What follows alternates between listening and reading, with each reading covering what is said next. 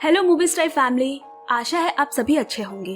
1998 की Shakespeare in love movie आज मैं सुनाने जा रही हूँ। Director John मैडन, IMDb rating 7.1।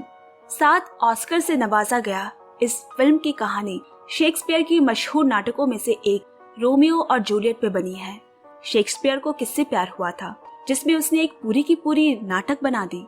दोस्तों, जल्दी से अभी सब्सक्राइब बटन और बेल आइकन पे क्लिक करें ऐसी कहानियां सुनने के लिए, और साथ ही लाइक शेयर कमेंट भी पक्के से करें।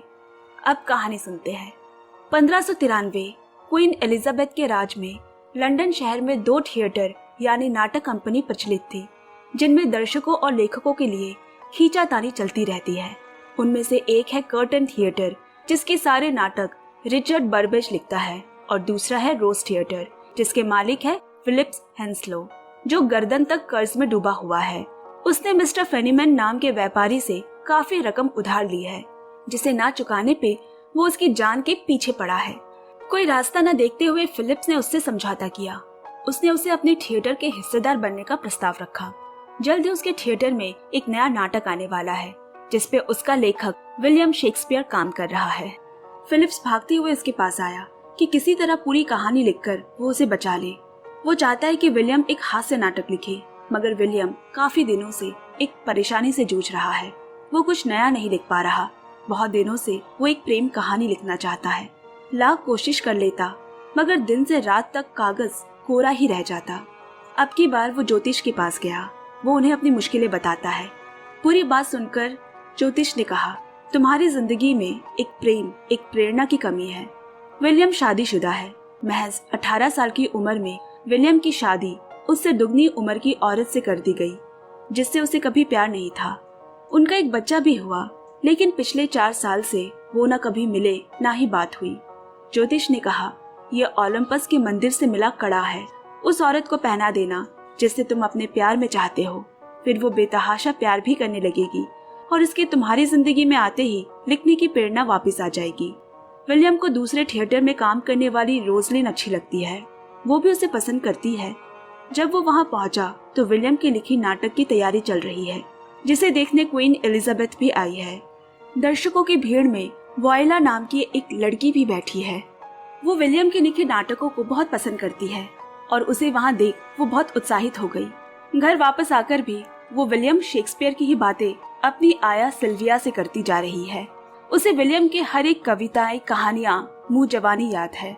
उसने पूछा, हम दोबारा कब थिएटर जाएंगे? दरअसल उस जमाने में महिलाओं को ना तो थिएटर जैसी जगहों पर जाने की इजाजत है और ना ही नाटक में हिस्सा लेने की। सिल्विया ने जवाब में कहा, अच्छे घरानों की लड़कियां वहां नहीं जाती। वो तो क्वीन का बुलावा आया था, इसीलिए तुम्हें जाने की इजाजत मिली। वहां लॉर्ड वेसेक्स भी आया था, जो वॉयला को बार बार देख रहा था, मगर वॉयला को मालूम है कि लोगों को उससे ज्यादा उसके पिता के पैसों में रुचि है।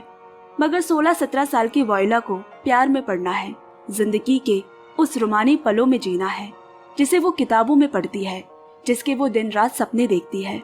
इस जिंदगी में उसे रोमांच चाहिए, जिसे वो उम्र भर सोचकर जवान महसूस करे। अब यहाँ विलियम को लगा जैसे रोजलिन के प्यार का जादू चल गया। उसने रोमियो और रोजलिन की एक प्रेम कहानी लिखनी शुरू तो की। उसका पहला अध्याय खत्म कर जब वो उसे दिखाने रोजलिन के पास गया, उसने उसे मिस्टर टीनले के साथ हम बिस्तर होते हुए देख लिया। टूटे दिल से उसने लिखे कागज जला डाले और प्रेम कहानी लिखने के हौसले को छोड़ मिस्टर फिलिप के हास्य नाटक लिखने के प्रस्ताव को हाँ कर दी। उसी शाम मिस्टर फिलिप्स नाटक में कलाकारों की भर्ती के लिए एक चुनावी प्रतियोगिता रखता है। विलियम एक एक कर सबको सुन रहा है, मगर उसका मन कहीं और ही है। तभी उसे थॉमस केंट नाम का एक कम उम्र लड़का दिखा, जिसने विलियम के ही एक नाटक की कुछ पंक्तियां बोली। उसकी आवाज में एक कशिश है, खिंचाव है।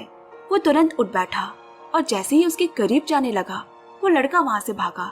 विलियम ने काफी देर तक उसका पीछा किया और अंत में उसके घर तक जा पहुंचा, जो कि एक जाने माने अमीर आदमी सर रॉबर्ट डे लेस का घर है।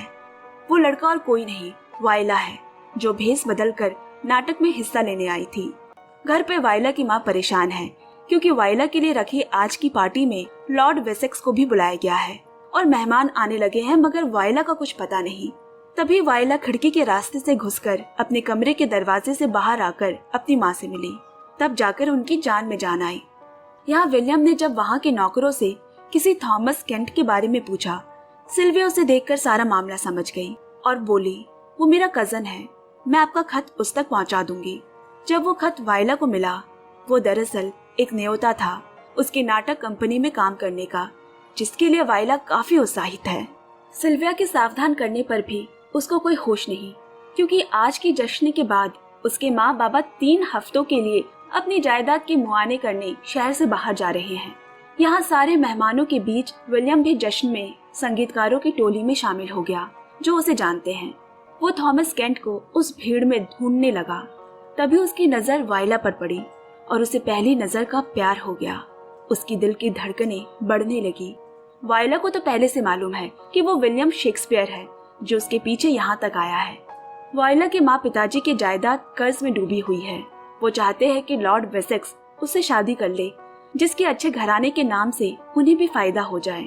यहाँ विलियम नाचते हुए वायला के करीब जाने की कोशिश करने लगा, जो लॉर्ड वेसेक्स को बिल्कुल भी नहीं भाया। उसने उसे धमकाया और उसका नाम पूछने पर विलियम ने घबराकर कोई और नाम क्रिस्टोफर मार्वेल का नाम बता दिया, जो उनके प्रतिद्वंदी कर्टन थिएटर का लेखक है। लॉर्ड वेसेक्स की नजर वायला पर पड़ चुकी है और वो उसे पाने के लिए कुछ भी करेगा। विलियम उस वक्त तो वहाँ से चला गया, मगर वायला को एक बार दोबारा बिना देखे वो जा नहीं पाएगा। उसकी बैल्कनी के नीचे खड़ा होकर वो उसका इंतजार करने लगा, लेकिन उसे अभी तक ये नहीं मालूम कि वायला ही थॉमस केंट है। जब वायला विलियम शेक्सपियर के लिखे नाटकों की पंक्तियां दोहराते हुए आई, विलियम को वहाँ देख वो चौंक गई। दोनों ने एक दूसरे को पसंद करने की बात कही। वहाँ से घर लौटकर विलियम की कलम पे जैसे पंख लग गए हो। वो तेजी से अपने जज्बात एक एक कर उतारने लगा और पन्ने भरने लगा। ऐसा लग रहा है कि वो आज ही पूरी कहानी खत्म कर देगा। वो एक प्रेम कहानी लिख रहा है। अगले दिन सारे कलाकार आए हैं, मगर थॉमस केंट कहीं नहीं दिख रहा, जिसे विलियम रोमियो का किरदार देने वाला है। तभी वायला थॉमस बनकर वहां पहुंची। जाते वक्त विलियम ने उसके हाथों वायला के लिए एक खत भेजा, जिसमें उसके प्यार का इजहार है। वो इतना एहसासों में भीग चुका है कि उसके लिखे शब्द अपने आप कविता बनने लगे। लेकिन वायला के घर पहुंचने से पहले ही लॉर्ड वेसेक्स उसका इंतजार कर रहा है। वायला को पता भी नहीं कि उसके पिता और लॉर्ड वेसेक्स के बीच शादी का सौदा तय हो चुका है। लॉर्ड वेसेक्स बड़ा ही अकड़ू किस्म का आदमी है। जो चीज उसे एक बार पसंद आ गई तो वो उस पर अपना हक समझता है। उसने जबरदस्ती वायला को किस किया। आने वाले रविवार को रानी एलिजाबेथ के सामने पेशी है, जिसे वो उन्हें शादी करने की मंजूरी देगी। हर लॉर्ड को रानी की ये मंजूरी लेनी होती है। एक तरफ वायला विलियम का खत पढ़कर खुश होती है, वहीं दूसरी ओर उसे अपने हाल पर रोना आ रहा है।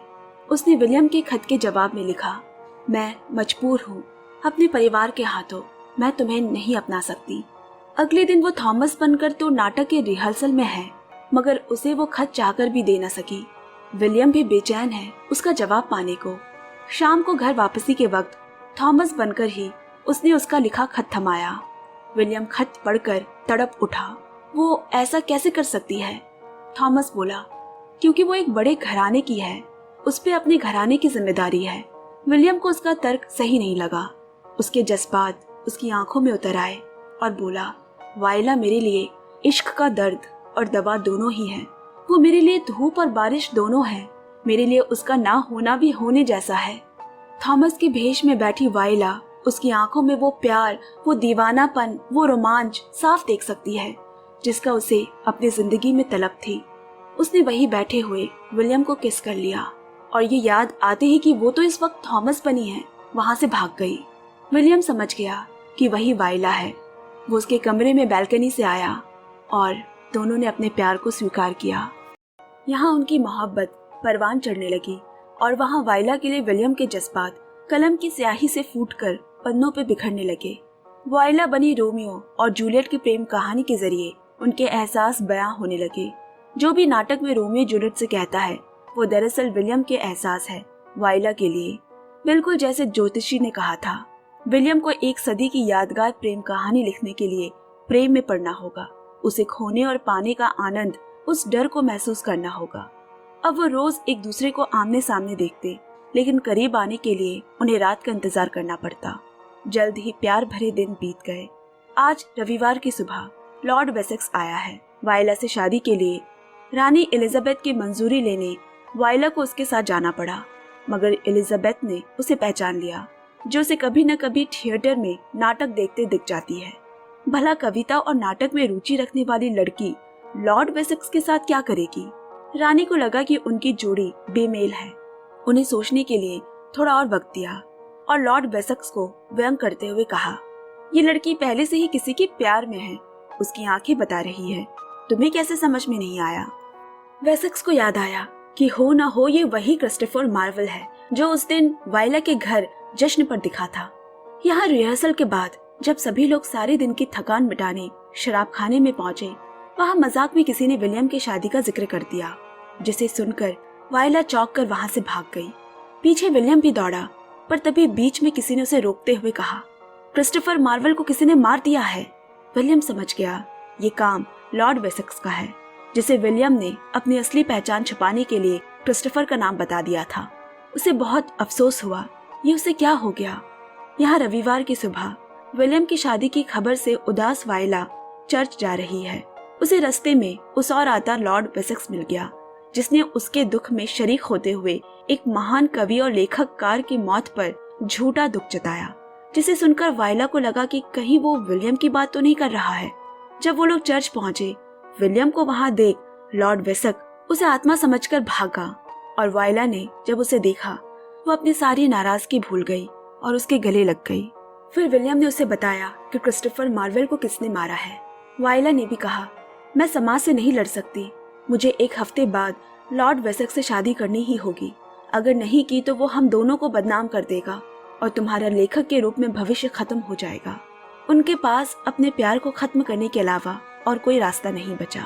तय हुआ इस नाटक के मंच पर आखिरी दिन उनके भी प्यार का अंत हो जाएगा। एक दिन सबके चले जाने के बाद उन्हें साथ होते हुए ड्रामा कंपनियों के मंत्री, जिसके आदेश में ये थिएटर चलती है, मिस्टर टिनले ने देख लिया और बात लॉर्ड वेसेक्स तक पहुंच गई।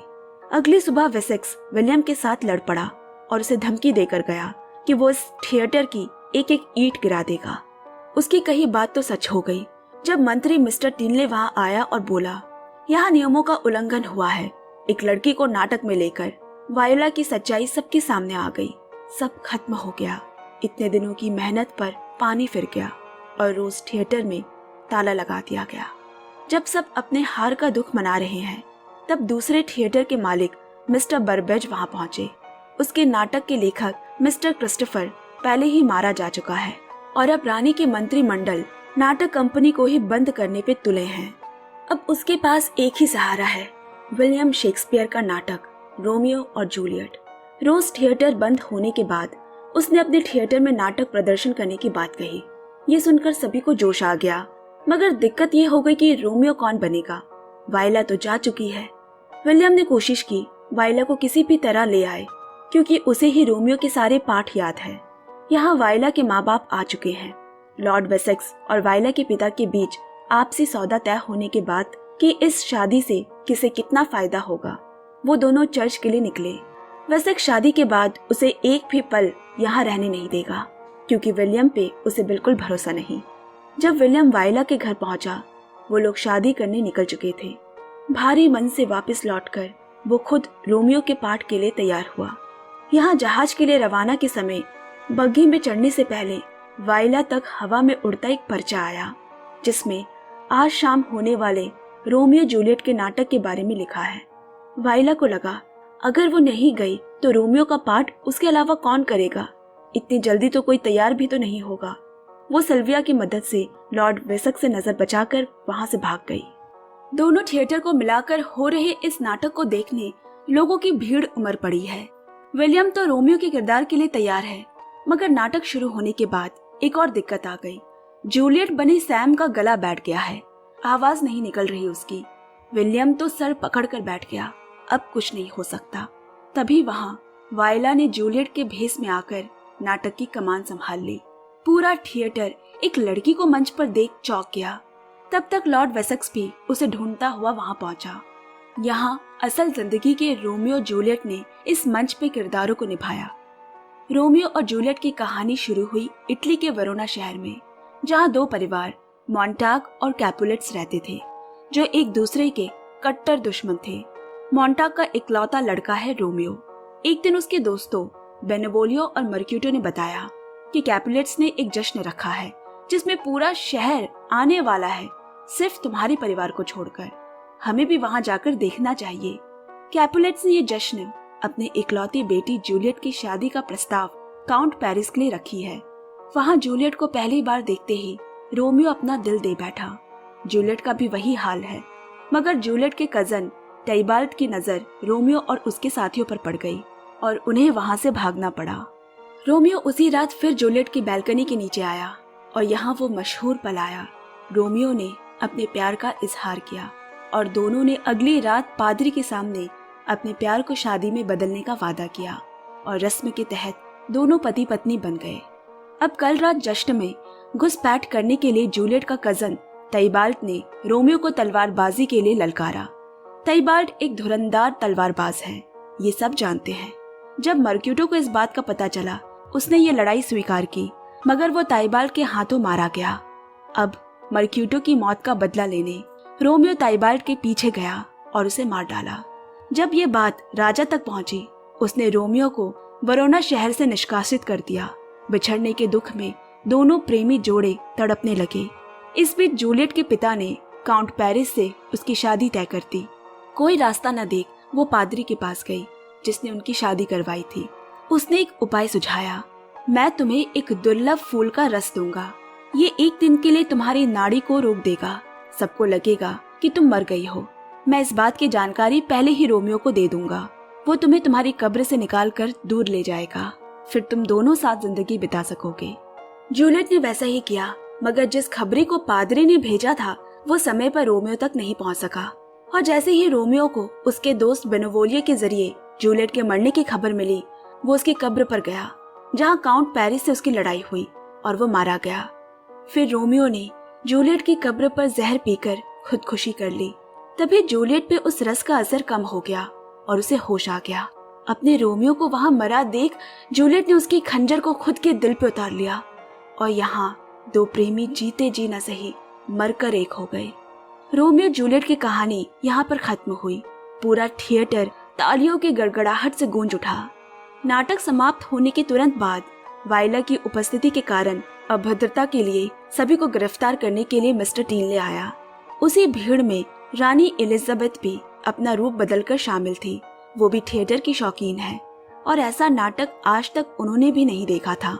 उसने मिस्टर टीनले को पीछे हटने का आदेश दिया और वायला को माफ कर दिया, लेकिन एक कानूनी विवाह जो चर्च में हुई हो उसे खत्म करने की ताकत किसी में नहीं।